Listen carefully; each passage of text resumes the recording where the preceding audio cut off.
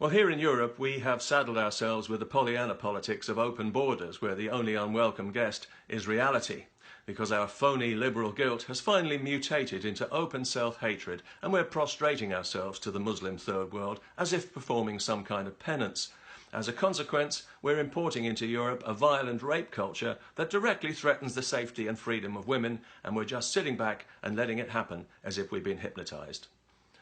It seems like almost every second day now we hear about some new violent sexual atrocity committed by migrants, usually in Sweden or in Germany, although last week in Austria a family of 9 Iraqis went on trial for gang raping a woman for hours on New Year's Eve.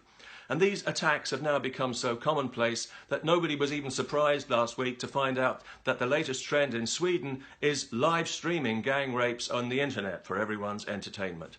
In the latest incident, the man who reported his fellow Tunisians, and all credit to him for doing so, said that they don't regard rape as a crime at all. They consider it normal behaviour. As do the Swedish police. Apparently, they can't even be bothered to investigate a rape when they have it on video and when they know the ID and location of the rapist. So, is it any wonder so many women in Sweden say they're afraid to go out on their own after dark? And this situation, of course, is being replicated now in Germany too. And it's a situation we've known about for some time. So you'd think there'd be a bit more brewing anger from women, especially from the ones who call themselves feminists. But I don't hear very many female voices raised in protest. Do you? Maybe they've got more important things to focus on, like feminism. Oh, feminism is all the rage here in Europe. Recently, Sweden proudly announced itself as the world's first feminist government and smugly took a round of applause for it too before sending a female delegation to Misogyny Central, Iran, where they all obediently wore headscarves in submission to Islamic male supremacy like the good feminists they are. Of course, we all had a good laugh at them for it, but nobody was at all surprised. So, if you're a woman in Europe who's hoping that the feminists are going to fight your corner, dream on. They've already sold you down the river and they're waving you goodbye with their headscarves on while they get their knickers all in a twist about Donald Trump because they're too thick to understand that he's on their side. And by the way, if you want an example of a real feminist as opposed to a phony progressive feminist, then check out Anne-Marie Waters, who's been bravely defending women's rights for years, only to be attacked and vilified for it by ignorant progressive dimwits who've never had an original thought in their lives. If we had a few more women of her calibre, feminism might even get respectable again. So if that sounds like you, now is the time to make yourself known. In the meantime, you stupid women who still applaud this invasion, who welcome these fake refugees, as long as they live in somebody else's neighbourhood, obviously, you are like spectators at an approaching tsunami. You've got no idea what's coming your way, and by the time you find out, it's going to be too late. And if you don't think it'll happen to you, well then, it won't, until it does. The women who've been raped in Sweden and Germany didn't think it would happen to them either. How can it be true, they thought? The stories we hear about this culture, no, it can't be that brutal, surely. And then they find out that, yes, it is that brutal, and that rape carried out by Muslim migrants is, more often than not, excessively violent. And when they are arrested and taken to court, they get off with a light sentence that insults the victim and encourages more rape. Recently in Sweden, where else? A Syrian man, pretending to be a child, got 2 months in prison for raping 2 girls, one of 13, who was dragged into a toilet and raped both vaginally and anally. He got 2 months because Sweden's feminist government clearly doesn't regard rape as a crime worthy of serious punishment. And although there was evidence from the migration board that he was a grown man, the court didn't think that was enough and chose to believe him when he said he was a child. The prison will be on a par with a 2-star hotel, and he's unlikely to be deported afterwards, as his human rights outrank those of any 13-year-old Swedish girl. No, he'll be free to remain in Sweden with his ugly values intact, and he'll be free to rape again. You know, you women in Europe, you really should know your place by now, if you don't mind me saying so.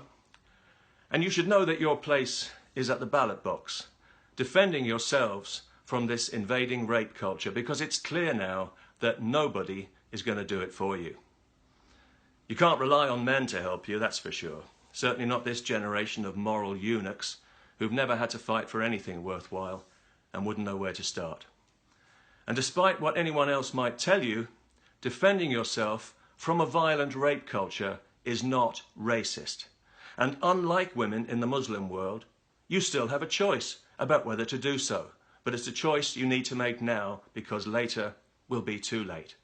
You can choose either to oppose this Islamic invasion with the only effective weapon you have, your democratic vote, or, if you prefer, you can wait until the Muslim third world has arrived in your neighbourhood or your daughter's neighbourhood, and the streets are full of men who won't keep their hands to themselves. Men who've been raised to believe that an uncovered woman, that's you, deserves to be assaulted and raped, who think it's perfectly normal behaviour, and who have no intention of being educated out of it. These men will now be part of your daily experience, and their ugly values will cast a permanent shadow over your life. That is what you wanted when you said, "Refugees welcome," isn't it?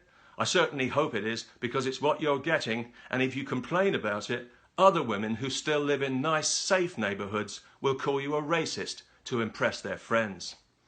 In the meantime, you can get used to being insulted in the street for not covering your head, and get used to running a daily gauntlet of groping hands.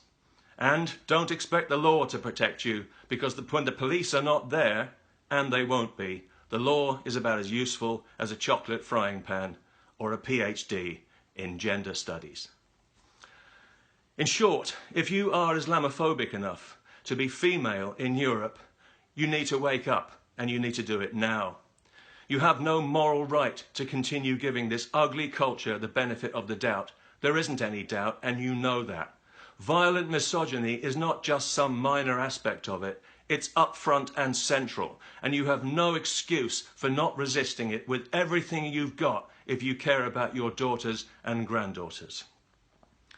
You know, women are half the population, so theoretically, you can put a stop to this if you want to. The only question is, how many sexual assaults and rapes are you prepared to tolerate before you decide that enough is enough?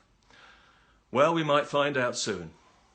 Elections are coming up in the Netherlands and in France, and later in the year in Germany, where it's clear that the people currently in charge have no intention of changing anything and will continue letting in hordes of men who are a proven danger to women and girls. So what are you women going to do about that, now that you've got this chance?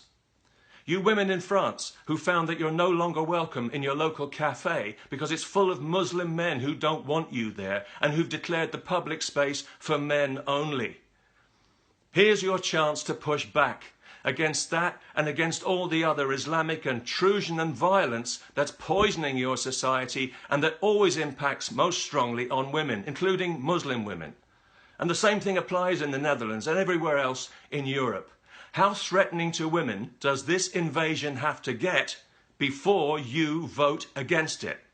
And it might mean voting for people you wouldn't normally support in the way that you wouldn't normally use a weapon. But this is necessary self-defense. The people you did support have sold you out. It's thanks to them that you can no longer afford to do nothing and remain free. Already in Sweden and Germany, we hear about women being told to modify their appearance and behaviour to avoid being raped, as if it's their fault. Being warned by the police not to go out alone at night because they can't be protected.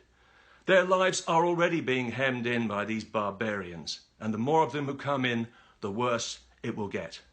The Muslim ghettos, the police no-go zones, they're not going anywhere. They're going to grow like tumours in size and in number until nowhere in Europe is safe for women. You can see it coming like a pair of headlights. You've got no excuse. I mean, women have only been emancipated in the West for a few generations. This Islamic invasion is the first serious test of that. We'll soon find out how solid and permanent it really is. And you, the women of Europe, are the ones who will show us. When push comes to shove, as it already has, are you prepared to defend yourselves and your daughters from a violent rape culture or not? If you are, then you know as well as I do that you have to vote for people who will stop this invasion. And you have to do it now.